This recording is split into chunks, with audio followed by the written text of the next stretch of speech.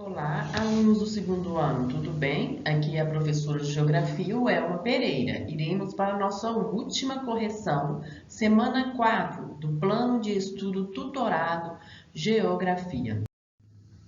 A unidade temática, Problemas e Perspectiva do Urbano. Sabemos que à medida que a cidade cresce, vários problemas surgem, como questão ambiental, questão socioeconômica, poluição, violência, desigualdade social. E o tema espacialidade urbana. Observe a imagem ilustrativa. Aqui é uma imagem de uma representação do espaço urbano. Número 1. Explique o que é processo de urbanização. Resposta: é o processo que envolve o crescimento da população e da extensão territorial da cidade. Esse desenho aqui foi retirado do site Brasil Escola. Urbanização é o processo onde a população cresce em detrimento da população rural, ou seja, a população urbana é maior do que a do campo. Na década de 60, a população rural no Brasil era maior do que a urbana. Quando ocorreu o processo de industrialização, esse crescimento populacional urbano aumentou, né? Isso devido ao êxodo rural, que é a migração da população do campo para a cidade. Foram dois fatores, os fatores de expulsão. Quando o campo começou a se mecanizar, começou-se a substituir a mão de obra do campo. E a industrialização na cidade foi um fator atrativo, onde aquele grande deslocamento de pessoas que moravam no campo migraram para a cidade em busca de emprego. Então, por isso, chamado processo de urbanização. Lembrando que a urbanização do Brasil, nos países subdesenvolvidos, ela foi de forma acelerada, gerando grandes problemas na cidade e foi uma industrialização tardia. Já nos países desenvolvidos, a industrialização começou por volta do século XVIII, foi lenta, foi gradativa e mais planejada. Portanto, não há tantos problemas urbanos. Questão 2. Defina rede urbana e hierarquia urbana. Também já falamos em correções do PET sobre rede urbana e hierarquia urbana. Rede urbana é a interligação entre as cidades que se estabelece a partir de fluxos de pessoas, mercadorias, capitais e informações.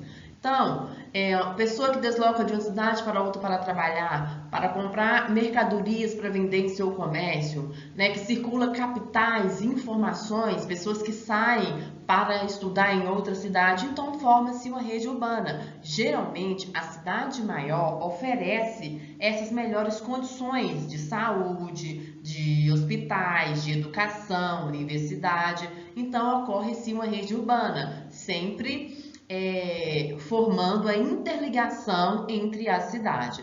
Então, quando a cidade é menor e uma outra é maior, e a maior exige um nível de desenvolvimento econômico, oferece uma maior atração, oferece influência nas outras cidades menores, vai se chamar hierarquia urbana. É a maneira como as cidades organizam-se dentro de uma escala de subordinação.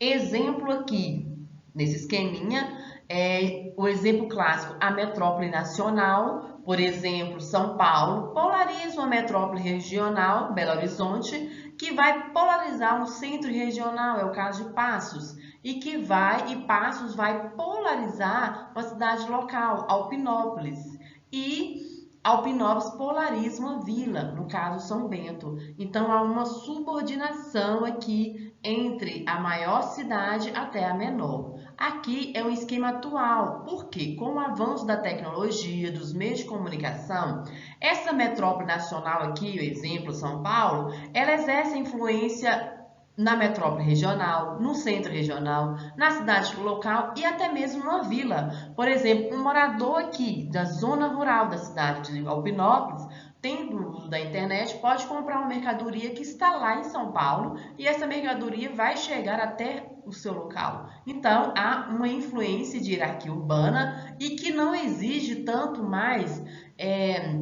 a cidade maior polarizar só a outra menor, ela polariza vários locais, várias cidades. E existem cidades também que polarizam e têm influência econômica com o mundo, conhecido como cidade global, metrópole global. Entenderam? Próxima questão: o que é e qual a importância de uma metrópole? As metrópoles são grandes cidades que têm grande poder de influência econômica sobre outras. Uma metrópole é importante por ser responsável por gerar uma grande dependência econômica, política, social, entre outras localidades e outras regiões.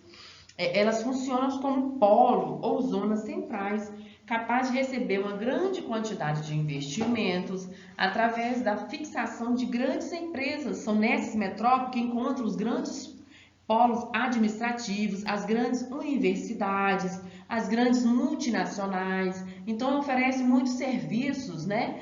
Às vezes de mais desenvolvido, de melhor qualidade, como saúde, educação. As grandes universidades estão concentradas nessas metrópoles. Então, é de suma importância para o crescimento econômico de um país, de uma região. Questão 4. Faça uma pesquisa e cite as principais regiões metropolitanas do Brasil. Em seus livros didáticos, na internet, tem muitas informações sobre as principais regiões metropolitanas do Brasil. Encontrei nesse site aqui essas 10 maiores regiões metropolitanas do Brasil.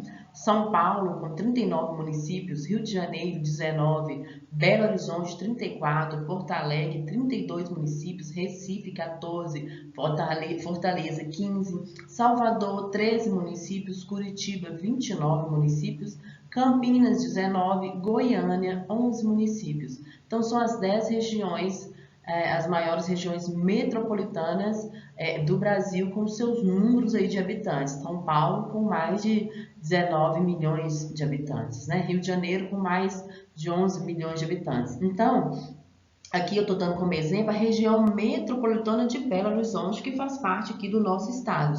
Mas o que seria, então? Qual é o conceito de região metropolitana? Região metropolitana é uma área formada por vários municípios, né? Vários municípios e que apresentam uma estrutura e aglomeração interligadas entre si em torno de uma cidade principal, geralmente a metrópole. Assim, uma região metropolitana costuma ter um município sede e as demais localidades sendo suas cidades satélites ou áreas metropolitanas. É o caso, por exemplo, aqui, o número 1, Belo Horizonte, né? O número 2 aqui representa Contagem, 29, Ibirité, o 6, Contagem, o 2, Nova Lima, o 12, Sabaré. Então, cada número aqui representa os municípios que faz parte da região metropolitana. Raposo, Santa Luzia, Ribeirão das Neves, né? Eles têm uma forte ligação econômica, uma infraestrutura que interligam esses municípios, né, para haver um melhor desenvolvimento e um melhor planejamento dessa região aqui. Certinho, gente? Então, você pode colocar aí como resposta essas 10 principais regiões metropolitanas do Brasil. Aqui coloquei algumas fotos para você para mostrar que existem pontos positivos e pontos negativos de uma região metropolitana, né? Nós temos perceber que existem as vantagens porque nessas regiões, nesses grandes centros urbanos, há uma melhor oferta de emprego, apresenta melhor infraestrutura urbana e oferece os melhores serviços, né? Com a saúde, os melhores hospitais, a educação, as melhores universidades, os melhores transportes, o lazer, né, o shopping, a área cultural, os cinemas, os centros culturais, né? Mas também sabemos que não consegue absorver toda a população com uma qualidade de vida. Sabemos que existe a população menos favorecida, porque o crescimento populacional dessa cidade atrai muita gente, mas nem todos conseguem uma moradia digna, um melhor emprego. Então surge a formação de favelas, os transportes coletivos insuficientes e precários devido ao inchaço urbano, muita gente. Então a qualidade de vida nem sempre é boa, além dos impactos ambientais, como o acúmulo de lixo, o aumento do esgoto, enchentes e enxurradas que têm ocorrido, congestionamento, trânsito, né? Com muito barulho, né? O congestionamento no trânsito frequente. Então, há vários problemas nos centros urbanos, certo? Então, vamos para a questão 5. Na sua opinião, quais as vantagens e desvantagens encontradas nos grandes centros urbanos? As vantagens é que os centros urbanos oferecem maiores e mais desenvolvidos tipos de serviços, como saúde, educação, comércio, lazer, transportes e emprego. E as desvantagens são a insuficiência para atender toda a população, a formação de favelas, o sistema de transporte precário, o trânsito e o congestionamento, a violência e os impactos ambientais citados, né? Que é o acúmulo de lixo, a poluição sonora, a poluição do ar, as enxurradas, alagamentos, as enchentes que têm ocorrido nesses grandes centros urbanos, né? Então, existem muitas desvantagens com relação a morar no centro urbano, mas vai depender de cada pessoa, de qual o melhor lugar para se viver, né? E as condições que ele tem para viver nesse ambiente. Bom, pessoal, encerramos aqui o PET, a semana 4 do PET 3. Espero ter ajudado vocês na correção desse exercício. Um grande abraço da professora de Geografia, Elma Pereira. Fique com Deus.